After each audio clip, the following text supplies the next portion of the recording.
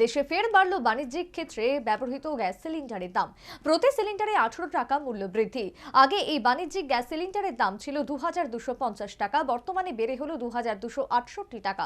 ক্ষুদ্র ব্যবসায়ীরা অখুশি।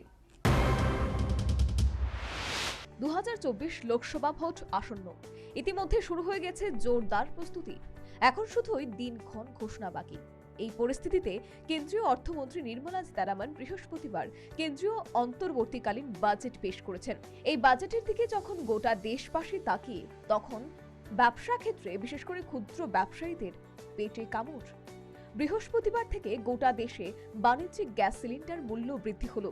এক্ষেত্রে প্রতি গ্যাস সিলিন্ডারের মূল্য 18 টাকা বৃদ্ধি করা হয়েছে।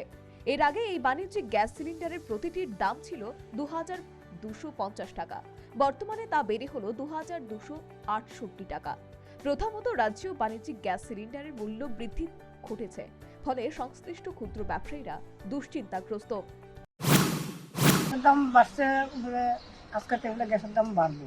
আমরা তো কিনছি 2250 টাকা দিয়ে কিনি, এরপরে যদি 17 টাকা করে বাড়ে তাহলে আমরা ব্যবসা করুন কেমনে?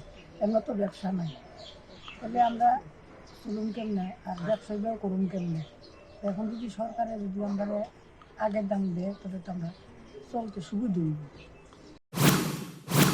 যেহেতু লোকসভা নির্বাচন আসন্ন, সাধারণ বিশেষ করে ক্ষুদ্র ব্যবসায়ীরা আশায় ছিলেন এই যাত্রায় আর কোনো ধরনের দ্রব্যমূল্য বৃদ্ধি ঘটছে না।